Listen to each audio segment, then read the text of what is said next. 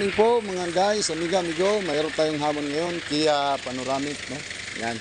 Gagawin natin diyan ay maingay yung kanyang brake, bao at apak, maingay na. Ibig sabihin no, yun, baka paubos na yung brake pad, kaya ako ay nagpa-order na ng bago. Dito tayo ngayon sa Binyan, no? Kailangan namin hindi nila magamit dahil sobrang lakas na yung ingay. Baka mamaya malaglag yung brake pad, kasi ito siya pa, brake kasi yan, ito na kailangan kasi hindi ko brake. Okay, labas mo muna, patras na lang. Yan. Hop. Teka lang. Yung drum, tatamaan. Hop, tama na. Oh, yung drum, tatamaan. Sana yun, nabayan driver mo. Payatasan na yan yung driver mo eh.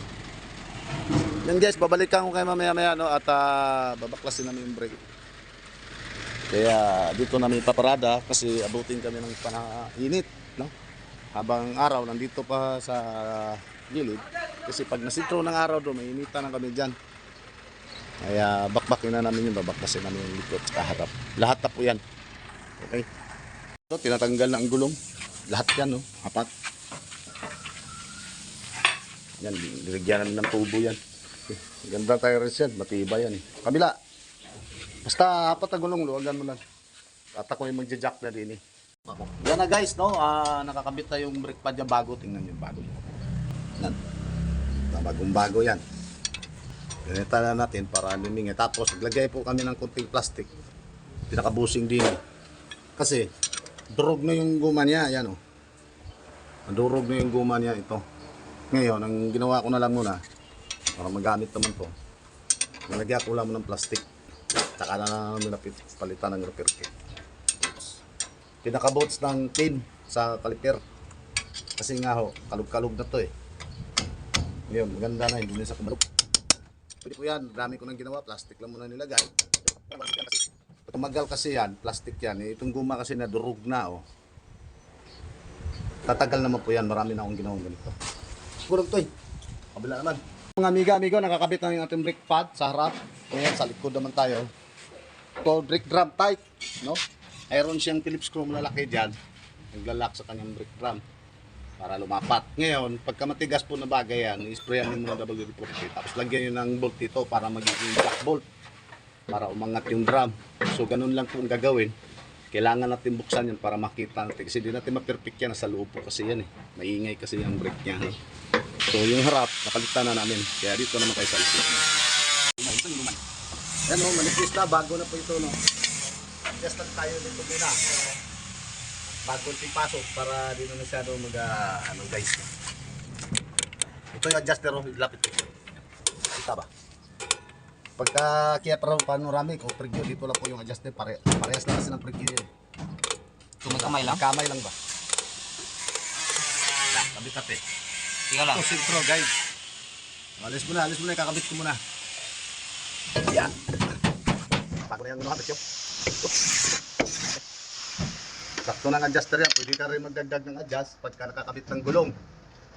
Huwag to kalimutan doon kasi importante itong screw board.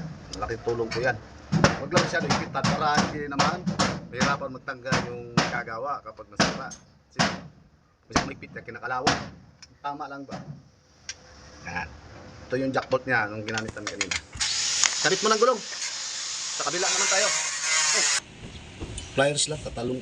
Yan, wala. Tapos ito yung spring na to dito. Okay, bigyan din. Tapos naman. Ngayon, itong adjuster, tatama mo dyan sa butas. Kasi kasong maluwag, madudukot. Yan.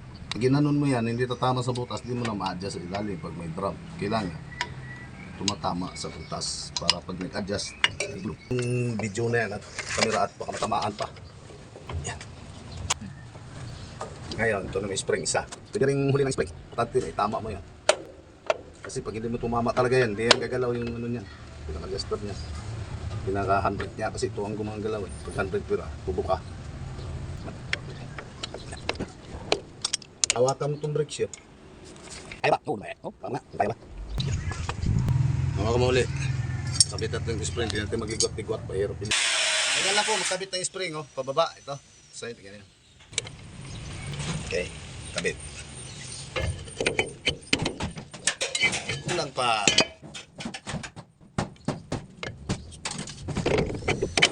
Kabit gulong. Okay, gulong, kabit na. Patapos na tayo niyan, no? Maya-maya guys, magtatapos na yan. So yan po no, mga guys, no, habang higpitan ng aking mga gulong. Dalawa pa na higpitan mo? Tatlo na. Panalan mo maigi ang higpitan. O, sigurado. Ngayon po, gagawin naman natin yung kanyang power steering. Pam.